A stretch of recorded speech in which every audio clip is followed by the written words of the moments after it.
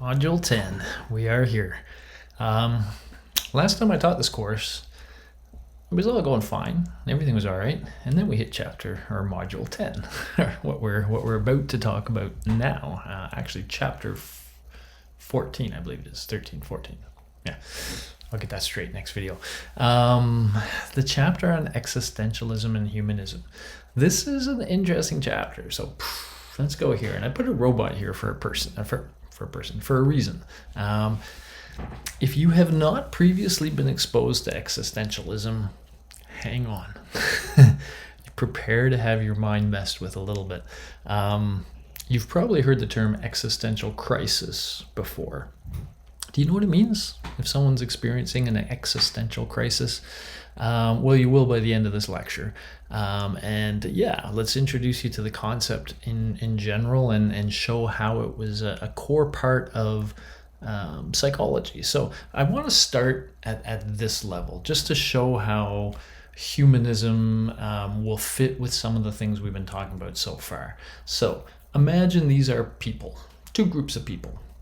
Okay, so we've talked about the logical positivists, and they like when you have multiple groups of people, because what they typically want to do is have one group that's, say, a control group, another group that's, say, an experimental group.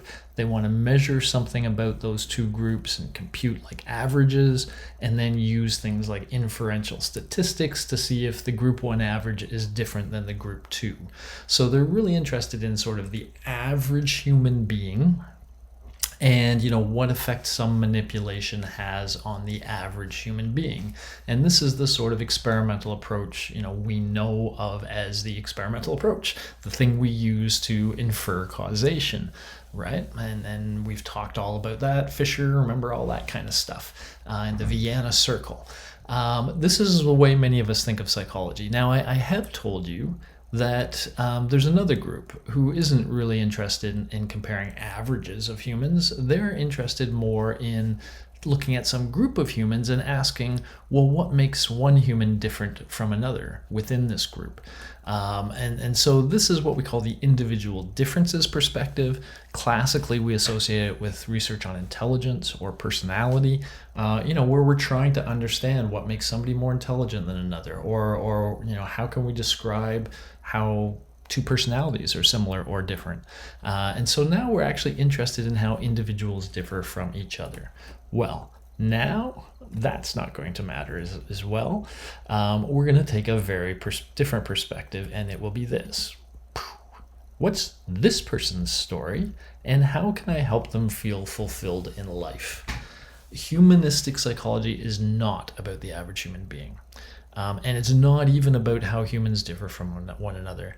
It's about being a human, individual humans. And a big part of the humanistic philosophy is that you have to treat humans as unique individuals and behave towards them as unique individuals.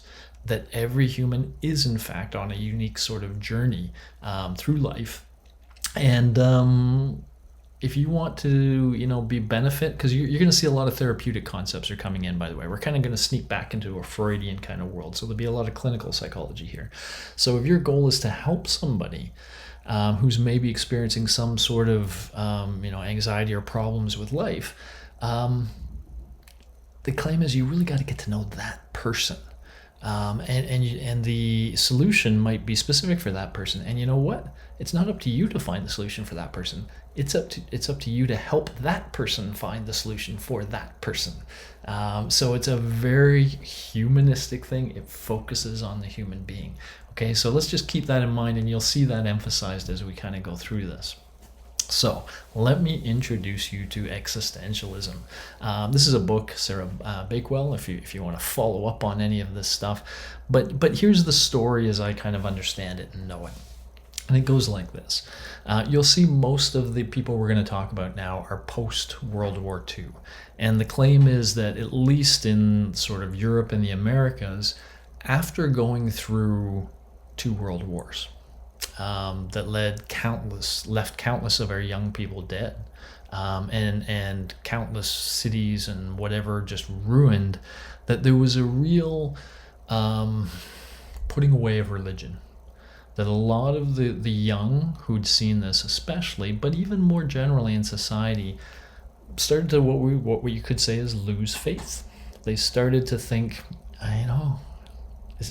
would a God have allowed this to happen? Thoughts like that, where so many people were killed in such horrible ways, so much suffering happened, like in the concentration camps, and so all this really led a lot of people to believe there is no God and there is no religion.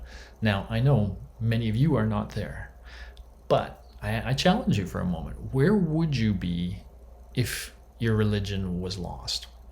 Religion provides a bunch of get out of jail free cards, in a sense. So it kind of says, hey, first of all, don't worry about dying, because you don't really die. Not if you do what we say. You'll live on in some way. So it just takes that whole death off the table. That whole death thing just kind of disappears. And it also kind of suggests, and if you want death to disappear, here are certain ways of being, ways of acting. And so it dictates to you how you should be, how you should act. And it suggests this little reward that if you do these things, then you will escape death. Okay, so what happens now if somebody stops being religious? Well, they're confronted with the fact that they're born, they live, and they die. So that all there is to their life is between birth and death. That is when they exist, and that is the only time they exist. And in fact, their existence in the grand scheme of things means nothing. Let's take this to the extreme. We know the earth has ice ages. So even somebody like, who do we want to talk about? Reverend King, Gandhi, Mother Teresa. Think of those people we think of as maybe the best people, the best human beings we've produced. After another ice age, they'll be forgotten, probably. Everything changes. The earth will survive, but ice ages just wipe out everything, bring everything down to ash, quite potentially kill species off totally, kill most life forms. Life has to re-evolve, and everything that was there before is gone. Uplifting, isn't it? This existentialism stuff. That's where it starts. A bunch of people who have given up on religion and confronted their own existence, and trying to find meaning in this existence that ultimately means nothing. It's heavy stuff, this existentialism. It's going to seem heavy, but you'll see how it kind of turns in a semi-positive way in just a moment. But let's stick with the heavy for a little bit, shall we? So I'm going to just give you some of the textbook stuff here, because this is philosophy stuff, and words matter when it comes to philosophy. So I am going to have to stick a little close to the words in some parts here, but I'll try to spice it up with other stuff too. So if we go to the dictionary, existentialism is a doctrine that concentrates on the existence of the individual who, being free and responsible, is held to be what he makes himself. There's big words here. Free is a big word. So one of the things existentialists say, let's read Mary Warnock's description, and then let me rail on a little bit. So let's just start with Mary. Broadly speaking, we can say that the common interest which unites existentialist philosophers is the interest in human freedom. They are all of them interested in the world considered as the environment of people who are treated as unique objects of attention, let me say that, because of their power to choose their own course of action. For existentialists uniquely, the problem of freedom is in a sense a practical problem. They aim above all to show that they are free, to open their eyes to something which has always been true, but which for one reason or another may not always have been recognized. Namely, that people are free to choose not only what to do on a specific occasion, but what to value and how to live. The readers of existentialist philosophy are being asked not merely to consider the nature of human freedom, but to experience freedom and to practice it. See, this word freedom is really big here. I mentioned throwing away sort of religious texts, but existentialists kind of go, sort of further than that. There are laws of the land that tell us the way to be. There are all these external sources that are pushing us to live our lives in certain ways. But what the existentialist believes is, you know what? You don't have to do any of that. And you're going to see how deep this gets in a moment. You have, as a human being who has an existence of how many ever years, that is your existence. And the one thing you have is freedom to make that existence what you want to make it to be. You don't have to make your existence conform to what anybody tells you. You are a free individual with control over yourself, and it's up to you to find value and meaning in the existence you have. Let's take this a little deeper. Let's go to Nietzsche. Nietzsche. I've heard it said both ways. Nietzsche adds nihilism to this. Stu, what's nihilism? Nihilism, a denial of the existence of any basis for knowledge or truth. The general rejection of customary beliefs in morality, religion, etc. The belief that there is no meaning or purpose to existence. Okay, so I already kind of laid that on you. This idea that existence doesn't matter. There's no purpose. There's no celestial or spiritual purpose for your life. You just got a life, and it won't matter in the end. So what are you going to do with it? And then let's look at the second. The denial of the existence of any basis of knowledge or truth, and the general rejection of customary beliefs. So let me give you an example here. In fact, let me bring in this thing first, and we'll tie these two together. So there's this notion called relativism and perspectivism. Let me give you relativism in conjunction with some of this. Is arranged marriages, are arranged marriages good or bad? We actually had a little debate in intro psych class a couple of years ago where students got to debate this issue. And when we started, we asked the class, is it good or bad? And only about 10% of the class thought it was good. We then had people debate each side, and the woman that debated on the pro arranged marriage side was really good. She was very clever, and she had some points that I think nobody ever had thought about before. And so at any rate, after her presentation, it was closer to 50-50 in the class. She won over a lot of people. So is it good or bad? Well, what Nietzsche would say is it's neither. It's not good. It's not bad. Nothing is good or bad per se, unless you personally decide it's good or bad for you.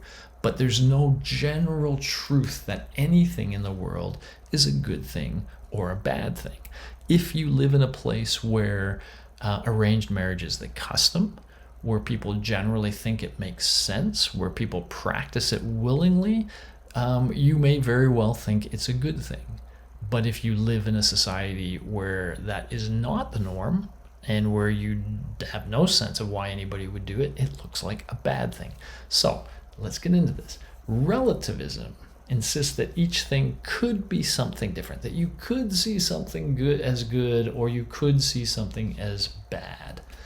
But Nietzsche liked perspectivism, and it suggests that each thing is different to different people. To the people that think arranged marriages are good, they are good. And to those who think they are bad, they are bad. It's not the thing itself. The thing itself, according to Nietzsche, has no truth value, no rightness or wrongness to it. It's in the person. If the person sees it as good, then to that person it's good. If the person sees it as bad, then to that person it's bad. So that's what he calls perspectivism, that when you want to try to get at whether something's good or bad, all that matters is whether it seems good or bad to the person who is existing in it or dealing with it. So it's this real sense. I mean, this is when it really gets really messy, right? Where you start to point out various things, and the nihilists can make this argument with you that there is no good, there is no bad. It's up to you, back to freedom, right? It's up to you to make your own decisions on what's good, what's bad, what you value, what you don't value, how you live your life. And in fact, I don't mention it here, but somewhere in the discussion of existentialism, they end up saying, well, how do you make these decisions? And the suggestion is that there's really only two bases upon which to live your life, two ways to get some sort of order to how you do things. One is called the aesthetic life. Somebody who's living a life according to the aesthetic manner is searching out for all the good things in life, all the things that bring them pleasure, all the things that they like, all the things that they consider positive. And so maybe they collect art, maybe they like reading good poetry. It doesn't matter, it's whatever they like, right? But that's what their life is a pursuit of pleasure, of pleasures. You guys may know the notion of hedonic lifestyle, and sometimes we use that to suggest sort of a depraved lifestyle, but that's not what hedonism really means. What hedonism really means is you're trying to maximize your pleasure in life. And that means over the short term and the long term. So you don't do things, it doesn't mean you just chase every pleasure that's in front of you, because if doing so means pain later, right, then overall it's not a positive thing. So you're trying to maximize your overall positivity. And so somebody with an aesthetic life would sort of have that hedonic mentality when they go through. They're trying to maximize their pleasure. The other notion is to try to lead an ethical life. And when you're trying to lead an ethical life, you are trying to make decisions about what's good or bad from your perspective, because that's the only one that matters in an existential view. And you are trying to be as good a person as you can be. So you're coming to these decisions about what's good or bad, and then you're living your life according to those. And so the claim is those are the two ways that kind of make sense for someone who's kind of thought through their existence and decided, here's how I'm going to, kind of run it. But in fact, a lot of people just struggle with their existence, and it doesn't go much further than that to some extent. All right, nice and deep here. I'm going to bring in Jordan Peterson here. I don't talk about him too much. He's a controversial figure, and he's controversial for some good reasons. I mean, one of the things I like about almost any controversial figure, well, at least an intellectual controversial figure, is that they provoke thought. And Jordan Peterson definitely provokes thought. I think, we will talk about people being reaching their potential as a human and finding the thing that defines their life. Jordan Peterson is what could be described as an intellectual shit disturber. He goes into situations often with the opposite view society has and argues it really well, and argues it with a whole bunch of wisdom and background. So at any rate, I like this quote, and I've got a video to it. I can't show videos because it, as you know, it blocks my video. But I like this as a transition. In the depth of your existential terror, the wisdom to cope will be found. When existentialists were throwing out all these ideas, they weren't just trying to depress everybody. They weren't trying, to put everybody in the dumps. They kind of believed something like this. That, if you continue to believe in this sort of religious fairy tale kind of thing, is what the existential thing is, you're just ignoring the realities of life. And once you put that away, then you see the realities, and the realities are not pleasant. But, in the depth of this terror, when you really understand what life is about, you will also gain some wisdom. And notice the term, the wisdom to cope will be found. It's not like you're suddenly going to rise to some great plane. No. Once you know the pointlessness of existence, you know it. And then what you have to do is find ways to cope with the pointlessness of existence. So Jordan Peterson knows existential stuff really well. He's got a bunch of YouTube videos on it. If you're interested in it, you can check some of those out. This particular one is just a short 5-minute snippet where he's talking a little bit about this, but I also liked it because he's bringing in Piaget and he's bringing in Freud and a lot of the figures that we talk about. He talks about, and if you've ever watched him before and just been impressed at how, the word would be erudite, but how much he knows so much about so many different things, listen to this one and you might realize, hey, I know quite a bit of this stuff now. I learned quite a bit of this in my history of psych class, because a lot of what he's talking about does come from people like the people we're talking about. So you might suddenly find Jordan Peterson a little easier to follow on some of those things and have a sense of what he means. What I want to take from this for now is get a transition between that general idea of existential philosophy, which is a little scary, to the idea of humanistic therapy. So if you are a therapist who is an existentialist and you believe, what an existentialist believes, how does this weave its way into therapy? How does it change how you interact with other human beings? We're going to talk about that quite a bit, but I'm just sort of setting you up right now. So I want to say people started thinking that way, and they started to think, in the grand scheme of psychology, we might be onto something brand new here.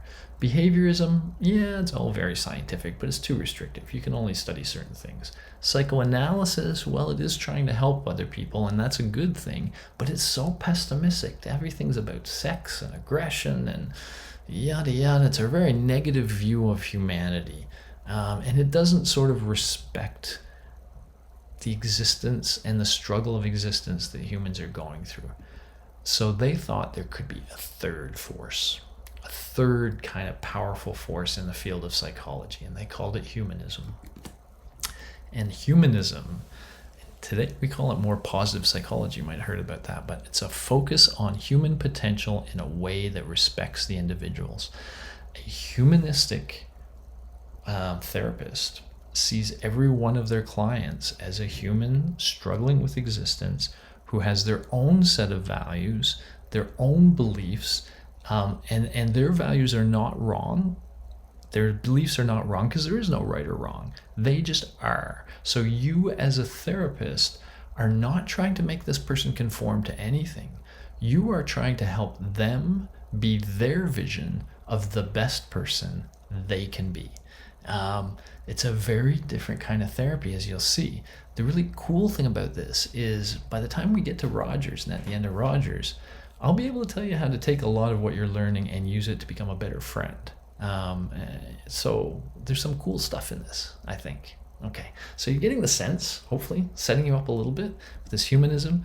Let me just sort of introduce you to some of this notion now of existential psychotherapy, so we can see how this existential philosophy has started to sneak into psychology. So, first of all, Heidegger brings to us this notion of being in the world.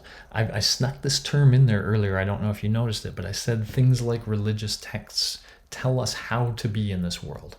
They tell us what we should be, how we should be thinking, what we should be doing.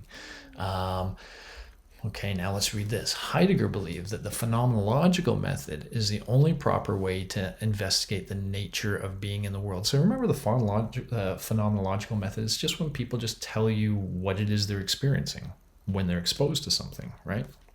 And so a therapist now would just sort of ask the client often how they experience something. So a phenomenological description of consciousness reveals that people vary in the way that they are related to the world in which they live. So if you talk to somebody about, what they think of existence, different terms will come up: melancholy, boredom, fear, anxiety, despair. These are all very negative, by the way. You could have also had much more content, harmonious, happy. Those are also other ways of being in the world, right? And so this is a term he developed: being in the world. This is how it feels to this person to be engaged in this thing we call existence. And again, there's not a right way to be. There's not a wrong way to be. There is. It is just what it is, but that's where you start. So in existential psychotherapy, That's where you start, by talking to this person and trying to gain an understanding of what it is like to be them, what they think it's like to be in the world. You are not casting judgment. You will see this is one of the biggest things, because we believe everyone is free to do what they wish, because we believe there is no necessary good or bad. By the way, I don't know if I totally believe that one, but because of that, then there's no judgment, right? A person is what they is. They see it. They see things the way they see it. And so there's going to be a lot of lack of judgment, or something we're going to eventually with Rogers call unconditional positive regard. You're going to see how powerful that is as a notion in a bit. But that's where we start. So we start by talking to the patient and just say, what is it like? What is existence like for you?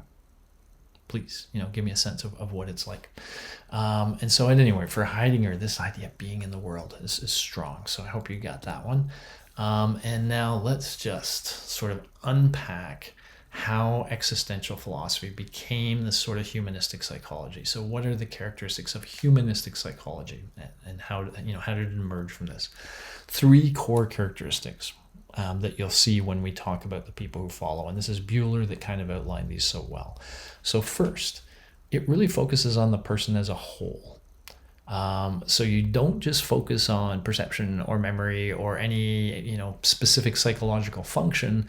The individual is to be understood in a whole, and also in relation to the groups of which they are part, because each individual is unique. Intensive single case studies are liable to be more informative than more superficial studies of large groups of people. Remember that first slide? We don't care about groups of people. We don't care about how this person differs from other people. We care about this person. And so we're going to do case studies where it's just about this person, how they're experiencing life. Now, this isn't the first time we've seen case studies, right? Freud and others have used case studies. Heck, Ebbinghaus was almost a case study, because it was just him. It was just his memory that he was investigating. But this is part of humanistic psychology. This is going to be a problem for humanistic psychology, because it's going to put them at odds with the experimentalists who want to see data that what they're doing works. And when the humanistic psychologist, it's all about just the human, the single individual human. And so, this will cause some friction. 2, a person cannot be understood within a single time frame, but only by considering the person's entire life history.